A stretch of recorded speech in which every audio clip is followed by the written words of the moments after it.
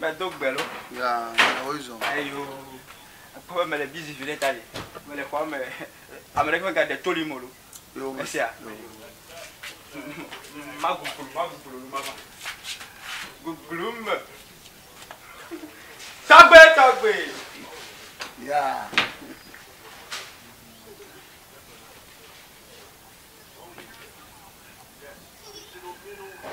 Alors comment bien? Alors comment? Ah yo. Oui, Mabade. Là que t'as mis tout moi là. Là que t'as mis tout moi là. Là que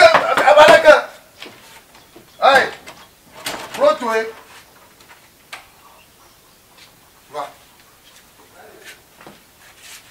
Mais t'as gardé les souliers. Togbe nous ka e dagare suri kate. Ah bon. Togbe nous ka jo. Kayila, Mais ya ba no agbenye ji le ndo ya togbe me de kuku na. Nyama vola. Kayila. E ka ba de funa mulu. Na lankure nwe. Ah? Meka o togbe. Ayo. Oh, maman ba. Oui. Proto are. Proto. Ah, proto are. Va. Togbe mele dowo. Koko je le poingine. Eh o merci ape. Mais que kuku si amele dowo. E doit bien ko e bien amele kuku si. Yo.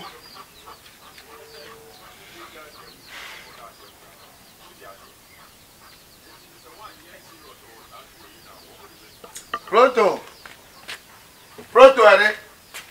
Protocol. Kachepo. E ti jojo le kwa ma na yi. Merci ape. Mais ga kache oro me ga yo zo ro. Yo. Mele do.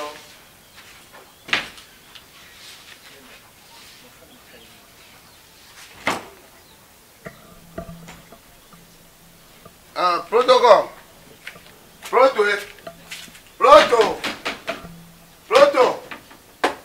Proto are ha. Protocol. Va. Togbe kajo. Nu kajo. Eh. Togbe nu ka ta le funa. Ye jimba ma don kuno e ba na shifan. Na ya no bu na mi. Ye jimba ma don ku eno. E ku ma don ku ji no. Togbe. Agoka mele jere ji o. Bele na mo de ko le je ma te ko na le togbe me de ku. Aya no bu na mi la. Togbe obedi de open doctor na mo ma won doctor a. Oh. Mais comment on l'a fait now la me de kuku. I blow for me. Yo. Que e fu de deme gali odi. Ah wow. E don ku jina body. Ba don ku ji no. Ape. Oh. Na shi, sia. Me le ku me ka de funam so. Yo. Me le fa melu. Eh. Ne de wa na wa fa na pokwalo. Na shi e. Yo, merci. Mane. Babalade. Proto. Tola. Protocol.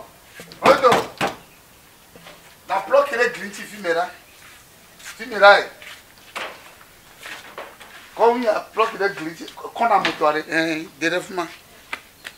Il y a donc, si pas toi, mon don, pas me la toi, don, na trop, final que, na tâché tabli, pour le mal que.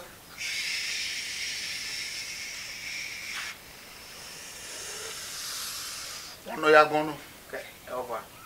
Mbama don kuji no ko. Au revoir. Ma on yira. E wele dolo. Ne le tikuna ba ko ya. Anyaba mi la homa. Ango. Muguna ma. Luka be apo. To gbe luka be apo. La bachete tutu ne de ngwa goma.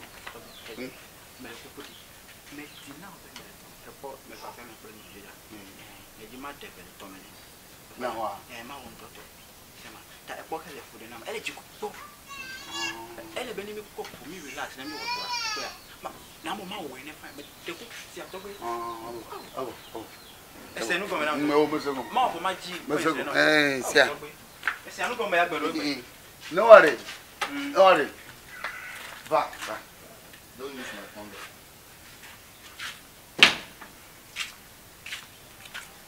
Oblonu bo ball fu gba e wo ka ba mi jo oh yesu e wo e ko mo ma glonu wa sere kai e vo e blo ka tan kwa e vo o wa pe ila si a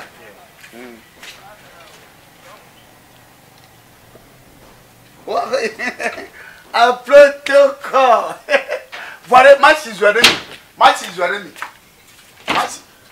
de protocol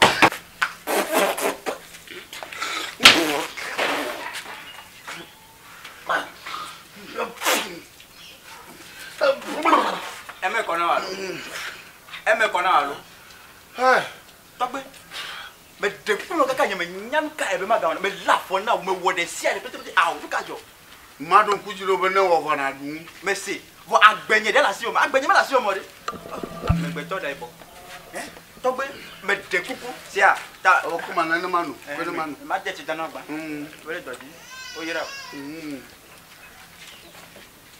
e je nwa ri alo ka mo ja gbon le